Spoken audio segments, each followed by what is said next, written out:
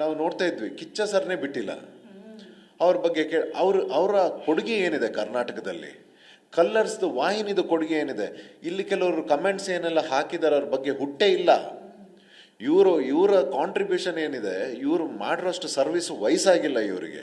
ಇವರೆಲ್ಲ ಕೊಡೋವಂಥ ಕಮೆಂಟ್ಸ್ ಆಗಲಿ ಏನು ಅಂದ್ಕೊಂಡಿದ್ದಾರೆ. ಒಂದು ಕಷ್ಟದ ಟೈಮಲ್ಲಿ ನಮ್ಮ ಸ್ಟೇಟ್ಗೆ ಬರ ಬಂದಾಗಲಿ ಅಥವಾ ಕೋವಿಡ್ ಟೈಮಲ್ಲಾಗಲಿ ಅಥವಾ ಯಾವುದೇ ಒಂದು ಕಷ್ಟದ ಸಿಚುವೇಶನಲ್ಲಿ ಎಷ್ಟೋ ಕ್ಯಾನ್ಸರ್ ಪೇಷಂಟ್ಸ್ಗಳಿಗೆ, ಆರೋಗ್ಯ ಇದಕ್ಕೆ, ಎಜುಕೇಷನ್ಗೆ ಕಿಚ್ಚ ಸರ್ ಅವರೆಲ್ಲ ಒಂದು ಚಾನಲ್, ಅವ್ರದ್ದು ಕಾಂಟ್ರಿಬ್ಯೂಷನ್ ಎಷ್ಟು ದೊಡ್ಡದಿದೆ. ಬಾಯಿಗೆ ಬಂದಾಗ ಮಾತಾಡಿದ್ದಾರೆ, ಏನೇನೋ ಬಾಯಿಗೆ ಬಂದಾಗ ಕಮೆಂಟ್ಸ್ ಅಂತೆ, ವಿಡಿಯೋ, ಅವನೇನು ಮಾಡಿದ್ದಾನೆ, ಏನೇನು ಮಾಡಿದ್ದಾನೆ, ಬಿಡಲ್ಲ ಗಿಡಲ್ಲ.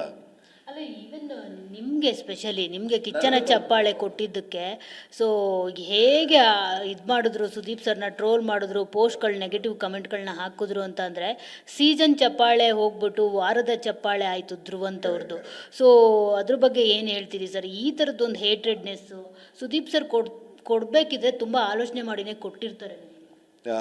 ಒಂದನೇದು ನಾನು ಹೇಳಿದಾಗೆ 12 ವರ್ಷ ಆ ಶೋನ ಕಟ್ಟಿ ನಿಲ್ಲಿಸಿರೋರು ಕಿಚ್ಚ ಸುದೀಪ್ ಸರ್. ಆ ಶೋದು ಮೂಲೆ ಮೂಲೆ ಇಂಚು ಇಂಚು ಗೊತ್ತವ್ರಿಗೆ, ಅದನ್ನು ಕಟ್ಟಿರೋರು ಅವರು, ಸ್ವಯಂ ನಿಂತು ಕಟ್ಟಿರೋದವರು. ಅವರು ಆ ಮನೆಯಲ್ಲಿ ನಡೆಯೋ ಪ್ರತಿಯೊಂದನ್ನು ಗಮನಿಸಿ, ಆಡಿಯನ್ಸ್ ನೋಡ್ದಿರೋದನ್ನು ನೋಡಿ ಗಮನಿಸಿ, ಅವರು ಅಂಥ ನಿರ್ಧಾರ, ಕಿಚ್ಚ ಸುದೀಪ್ ಅವರು ಅಂಥ ನಿರ್ಧಾರ ತಗೊಳ್ತಾರೆ ಅಂತಂದರೆ ನಮ್ಮಲ್ಲಿ ಏನೋ ಒಂದು ತೂಕ ಇರಬೇಕಲ್ವಾ ಮೇಡಮ್. ಸೊ ಅದನ್ನು ಗಮನಿಸಿ ಅದು ಕೊಟ್ಟಿದ್ದಾರೆ. ನನಗೆ ಅದು ಸಾರ್ಥಕತೆ ಅದು.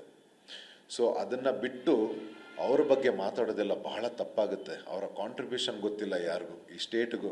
ಅವರು ಯಾರಿಗೂ ಕಾಣದಿರೋ ಅಂತ ಮಾಡಿರೋ ಸಮಾಜ ಸೇವೆನೂ ಯಾರಿಗೂ ಗೊತ್ತಿಲ್ಲ. ಅವ್ರ ಬಗ್ಗೆ ಮಾತಾಡೋದು ಭಾಳ ತಪ್ಪಾಗುತ್ತೆ. ನನಗೆ ನನ್ನ ವೈಯಕ್ತಿಕ ಅಂತ ಬಂದರೆ ನನ್ನ ಬಗ್ಗೆ ಏನೆಲ್ಲ ಕಮೆಂಟ್ ಮಾಡಿದ್ದಾರೆ, ನನಗೆ ಅದ್ರ ಬಗ್ಗೆ ಏನು ಬೇಜಾರಿಲ್ಲ. ಮೋದಿನೇ ಬಿಡಲ್ಲ, ನಮ್ಮ ಪೊಲಿಟಿಕಲ್ ಲೀಡರ್ಸ್ ಆಗಲಿ ಯಾರನ್ನೂ ಬಿಡಲ್ಲ, ಸೆಲೆಬ್ರಿಟೀಸ್. ಹಾಗೆ ಈಗೇನಾಗಿದೆ ಈ ಸೋಷಲ್ ಮೀಡಿಯಾ ಟೈಮಲ್ಲಿ, ಈಗ ಏನಾಗಿದೆ ಅಂತಂದರೆ ನಮ್ಮ ಬಗ್ಗೆ ಹಿಂಗೆ ಬರ್ತಾ ಇದೆ ಅಂತಂದರೆ, ಮಾರ್ಕೆಟಲ್ಲಿ ನಾವು ಏನೋ ಮಾಡ್ತಾ ಇದ್ದೀವಲ್ವಾ ಮೇಡಮ್, ಕಲ್ಲು ಹಣ್ಣಿರೋ ಮರಕ್ಕೆ ಅಲ್ವಾ ಎಸೆಯೋದು. ಭಾಳ ಸಂತೋಷ ಇದೆ. ಚಪ್ಪಾಳೆನ ಕಳಪೆ ಚಪ್ಪಾಳೆ ಅಂದರು, ಸುದೀಪ್ ಸರೇ ಕಳಪೆ ಅಂತ ಅಂದರು, ಈ ಬರೀ ಹೋಸ್ಟಿಂಗಿಗೆ ಕಳಪೆ ಅಂತ ಅಂದರು. ಸೊ ಎಲ್ಲೋ ಒಂದು ಕಡೆ ಅದನ್ನು ಚೇಂಜ್ ಮಾಡಬಾರ್ದಿತ್ತ? ನಿಮಗೆ ಕೊಟ್ಟ ಕಳಪೆನ ವಾರದ ಚಪ್ಪಾಳೆ ಮಾಡಬಾರ್ದಾಗಿತ್ತ ಅಂತ? ಒಂದು ಇಷ್ಟು ಜನ ಅಂತ ತಗೊಳ್ಬೇಕಾದ್ರೆ, ಒಂದು ಇಷ್ಟು ಜನ ಮಾತಾಡಿದ್ರೆ ಅದೇನು. ಈಗ ಒಂದು ಊಟ ಮಾಡಬೇಕಾದ್ರೆ ಆ ಊಟದಲ್ಲಿ ಒಂದು ಚಿಕ್ಕ ಕಲ್ಲು ಸಿಕ್ಕಿದ್ರೆ ಊಟನ ಬಿಸಾಕೋಕ್ಕಾಗಲ್ಲ, ಆ ಕಲ್ಲನ್ನ ತೆಗೆದು ಬಿಸಾಕಬೇಕು. ಅಷ್ಟೇ ಫಿಲಾಸಫಿ ಅದ್ರ ಬಗ್ಗೆ ನಾವು ಜಾಸ್ತಿ ತಲೆ ಕೆಡಿಸ್ಕೊಳ್ಳೋಕೆ ಹೋಗಬಾರ್ದು. ಅದು ಅವ್ರು ಕಳಪೆ ಗಿಳಪೆ ಮಾಡಿ, ನಾನು ಎಗೇನ್ ಹೇಳಿದ್ದದೆ, ಆನ್ ಏರ್ ಬಂದಾಗಿದೆ ಕಿಚ್ಚ ಸರ್ ಬಾಯಲ್ಲಿ, ಅದು ಟೆಲಿಕಾಸ್ಟ್ ಆಗಿದೆ. ಜನಗಳಿಗೆ ಚಾನಲ್ ಏನು, ಹೌದಪ್ಪ ಹೌದು ನಾವು ವರ್ಕ್ ಮಾಡೋದು ನಿಮಗೋಸ್ಕರ, ಚೇಂಜ್ ಮಾಡಿದ್ರು ಅಷ್ಟೇ. ಸಂತೋಷನೇ ಸಂತೋಷ. ನಾವು ಅದನ್ನು ಪಡ್ಕೊಂಡಾಯಿತು, ಅದನ್ನು ಅನುಭವಿಸಾಯಿತು ನಾವು. ಅದೀಗ ಎಲ್ಲ ನ್ಯೂಸ್ ಆಗಾಯಿತು. ಸೊ ನನಗೆ ಅದ್ರ ಬಗ್ಗೆ ಅದನ್ನು ಬಹುಶಃ ಯಾರು ಪಡ್ಕೊಂಡಿಲ್ಲ, ಮುಂದೆ ಗೊತ್ತಿಲ್ಲ. ಇದಕ್ಕಿಂತ ಮುಂಚೆ ಈ 12 ಸೀಸನಲ್ಲಿ ಫಸ್ಟ್ ಟೈಮ್ ಒಬ್ಬ ಹುಡುಗ ಪಡ್ಕೊಂಡಿರೋದು ಅದು ನಾನು. ಆ ಹೆಮ್ಮೆ ನಮಗಿದೆ. ಮತ್ತು ಬಾದ್ಶಾ ಅವ್ರು ನಮಗೆ ಕೊಟ್ಟಿದ್ದಾರೆ ಅಂತಂದರೆ, ಬಟ್ ಸೀಸನ್ ಚಪ್ಪಾಳೆ ಕೊಟ್ಟರು ಮತ್ತು ನೆಕ್ಸ್ಟ್ ವೀಕ್ ಕಳಿಸಿದ್ರು. ಸೊ ಇದೆಲ್ಲ ನನಗೆ ಸಿಂಕ್ ಆಗಲಿಲ್ಲ. ಕೆಲವರು ಅದನ್ನೇ ಹೇಳ್ತಾ ಇದ್ರು, ಸೀಸನ್ ಚಪ್ಪಾಳೆ ಕೊಟ್ಟು ಕಳಿಸಿದ್ದು ಎಷ್ಟು ಸರಿ, ಧ್ರುವಂತವ್ರನ್ನ ಟಾಪ್ 6ಅಲ್ಲಿ ಇರಬೇಕಾಗಿತ್ತು ಅವರು. ಸೀಸನ್ ಚಪ್ಪಾಳೆ ಏನು ಕೊಡೋದು, ಚೆನ್ನಾಗಿ ಆಟ ಆಡಿದೆ, ಅವರೇ ಹೇಳ್ತಾರೆ ಸುದೀಪ್ ಸರ್ ಸಖತ್ ಎಂಟರ್ಟೈನಿಂಗ್ ಆಗಿತ್ತು ನಿಮ್ಮ ಜರ್ನಿ ಅಂತ ಹೇಳ್ಬಿಟ್ಟು. ಸೊ ಅದ್ರ ಬಗ್ಗೆ ಹೇಳೋದಲ್ಲ.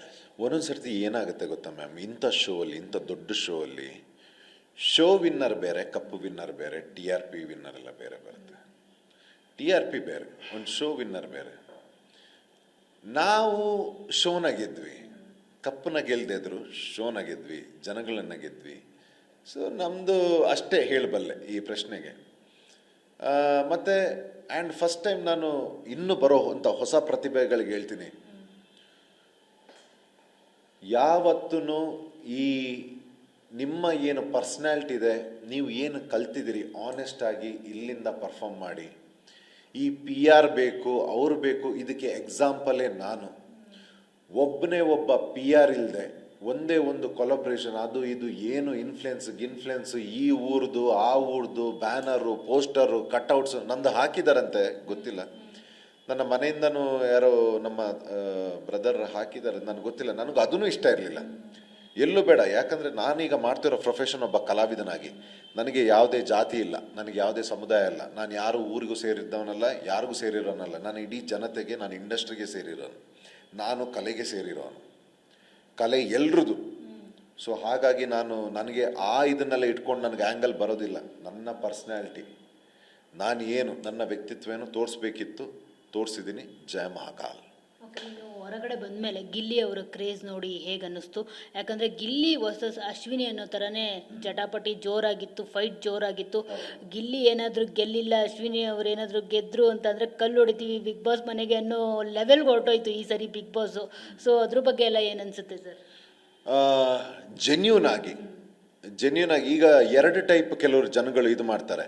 ಅಂದರೆ ಒಬ್ಬರು ಒಂದು ಈಗ ಅದು ಏನು ಹೇಳ್ತೀವಿ, ಸಿಂಪತಿ ಕಾರ್ಡ ಅಥವಾ ಈ ರೀತಿ ಅದ್ರ ಮೇಲೆ ಫುಟೇಜ್ ತಗೊಳಕ್ಕೆ ಬರ್ತಾರೆ, ನಾವು ಸಪೋರ್ಟ್ ಮಾಡ್ತಾ ಇದ್ದೀವಿ, ಅವ್ರಿಗೇನು ಮೀಡಿಯಾ ಅಟೆನ್ಷನ್ ಎಲ್ಲ ಬೇಕಾಗಿರುತ್ತೆ, ಕೆಲವರು ಆ ರೀತಿ. ಬಟ್ ಗಿಲ್ಲಿ ಅವರ ಮ್ಯಾಟ್ರಲ್ಲಿ ಜೆನ್ಯೂನ್ ಸಪೋರ್ಟ್ ಅವರಿಗೆ ಬಂದಿದೆ. ನಾನು ಗಿಲ್ಲಿ ಅವ್ರಿಗೆ ಒಂದು ಕಂಗ್ರ್ಯಾಚುಲೇಷನ್ಸ್ ಹೇಳ್ತೀನಿ. ಮತ್ತೆ ಎಲ್ರಿಗೂ ಸಿಗಲ್ಲ ಇಷ್ಟು ಪ್ರೀತಿ, ಎಲ್ರಿಗೂ ಸಿಗಲ್ಲ ಇಷ್ಟು ಪ್ರೀತಿ ನೀವು ಪಡ್ಕೊಂಡಿದ್ದೀರ. ಗಿಲ್ಲಿ ಅವರೇ ಭಾಳ ರೆಸ್ಪಾನ್ಸಿಬಲ್ ಆಗಿ, ಜವಾಬ್ದಾರಿಯಿಂದ ಅವರ ಪ್ರೀತಿನ ಉಳಿಸಿ ಬೆಳೆಸಿ, ಮತ್ತು ಅವ್ರು ನಿಮ್ಮ ಮೇಲೆ ಇಟ್ಟಿರೋವಂಥ ಒಂದು ನಂಬಿಕೆಗೆ ಯಾವತ್ತೂ ಅನ್ಯಾಯ ಆಗದಿರೋ ಹಾಗೆ ನೋಡ್ಕೊಳ್ಳಿ. ನಿಮ್ಮ ಇನ್ನೂ ಒಳ್ಳೊಳ್ಳೆ ಪ್ರೊಜೆಕ್ಟ್ಸ್ಗಳನ್ನು ಕೊಟ್ಟು ನಿಮಗೆ ಪ್ರೀತಿ ಕೊಟ್ಟಂಥ ಜನಗಳನ್ನು ಮನೋರಂಜಿಸಿ ಅಂತ ನಾನು ಕೇಳ್ಕೊತೀನಿ. ಭಾಳ ಸಂತೋಷ ಇದೆ ಇದ್ರ ಬಗ್ಗೆ. ನೀವು ಅಂದ್ಕೊಂಡಿದ್ರಾ ಗಿಲ್ಲಿನೇ ವಿನ್ನರ್ ಆಗ್ತಾರೆ ಅಂತ ಹೇಳ್ಬಿಟ್ಟು? ನಾನೇ ವಿನ್ನರ್ ಆಗ್ತೀನಿ ಅಂತ ಅಂದ್ಕೊಂಡಿದ್ದೆ. ಬಂದಮೇಲೆ ನಮಗೆ ಗೊತ್ತಾಯಿತು ಇಲ್ಲ, ಹೊರಗಡೆನೇ ಬೇರೆ ರೀತಿ ಇದೆ ಅಂತ. ಸೊ ಅದಕ್ಕೇನು ಬೇಜಾರಿಲ್ಲ. ಬಿಕಾಸ್ ನನ್ನನ್ನು ಆ ಮನೆಗೆ ಕೊಟ್ಟಿರೋ ರೀತಿ ಇದೆಯಲ್ಲ, ನಾನು ಆ ಮನೆನ ಇಟ್ಟಂಥ ರೀತಿ, ಯಾರು ದೇವಸ್ಥಾನನೂ ಇಡಬಾರ್ದು ಆ ರೀತಿ ಇಡ್ತೀನಿ ಅಂತ ಹೇಳಿದ್ದೆ, ಅದೇ ರೀತಿ ಇಟ್ಟಿದ್ದೆ ನಾನು ಆ ಮನೆನ. ಒಂದು ಈಗ ಒಬ್ಬೊಬ್ಬರಿಗೆ, ಈಗ ಕ್ಯಾಪ್ಟನ್ ಆದಾಗ ಏನು ಮಾಡ್ತಾರೆ, ಆ ಮನೆಯಲ್ಲಿ ಒಬ್ಬೊಬ್ಬರಿಗೆ ಒಂದೊಂದು ವಿಭಾಗ ಕೊಟ್ಟಿರ್ತಾರೆ ಕ್ಲೀನ್ ಮಾಡೋದಕ್ಕೂ, ಯಾರೋ ಬೇಕಾಬಿಕ್ಕಿ. ನಾನು ಇಡೀ ಮನೆನ ಒಬ್ಬನೇ ಗುಡಿಸ್ತಾ ಇದ್ದೆ. ನಾನು ಬಾತ್ರೂಮಿಂದ ಹಿಡಿದು ಇಡೀ ಮನೆ, ಬೆಳಿಗ್ಗೆ ಎದ್ದು ಪೂಜೆ ಮಾಡೋದಾಗಲಿ ಅಥವಾ ನನಗೆ ಕೊಟ್ಟಿರೋ ಟಾಸ್ಕ್ ಆಗಲಿ, ಓದಕ್ಕೆ ಕೊಟ್ಟರೆ ಉಸ್ತುವಾರಿ ಎಲ್ಲವನ್ನು ಟಾಪ್ ಲೆವೆಲಲ್ಲಿ ಮಾಡ್ತಿದ್ದೆ ನಾನು. ಇವನ್ ನಮ್ಮ ಬ್ರ್ಯಾಂಡಿಂಗ್ ಪಾರ್ಟ್ನರ್ಸ್ ಯಾರು ಇದ್ರು, ಅವ್ರದ್ದು ಏನು ಪ್ರಮೋಷನಲ್ ಆ್ಯಕ್ಟಿವಿಟಿ ಮಾಡಬೇಕಿತ್ತು, ಅದನ್ನು ಎಷ್ಟು ನನ್ನ ಕೈಯಿಂದ ಬೆಸ್ಟ್ ಕೊಡೋಕ್ಕಾಗುತ್ತೆ ಮಾಡ್ತಾಯಿದ್ದೆ. ಓದೋದ್ರಲ್ಲೂ ಅಷ್ಟೇ, ಏನು ಓದಕ್ಕೆ ಕೊಡ್ತಾಯಿದ್ರು ಬಿಗ್ ಬಾಸ್. ಸೊ ಇಷ್ಟು ಕೊಟ್ಟಾಗ ಎಲ್ಲೋ ನಾನು ಅಂತ ಅಂದ್ಕೊಂಡಿದ್ದೆ. ಬಟ್ ಜನಗಳು ಇಷ್ಟಪಡೋದು ಅದನ್ನು ಏನು ಅಂತ ಗೊತ್ತಿಲ್ಲ. ಸೊ ಅದ್ರ ಮೇಲೆ ಗಿಲ್ಲಿ ಅವರು ಪಡ್ಕೊಂಡಿದ್ರು, ಭಾಳ ಸಂತೋಷ ಇದೆ ಮ್ಯಾಮ್. ಅವ್ರದ್ದು ಮನೋರಂಜನೆ, ಅವ್ರು ಕೊಟ್ಟಿರೋಂಥದ್ದು ಆಟ ಆಡಿರೋಂಥ ಆಟದಲ್ಲಿ ಜನಗಳು ಅಷ್ಟು ಇಷ್ಟಪಟ್ಟಿದ್ದಾರೆ ಅಂತಂದರೆ ನ್ಯಾಯ ದೊರಕಿದೆ ಅಂತ ಲೆಕ್ಕ.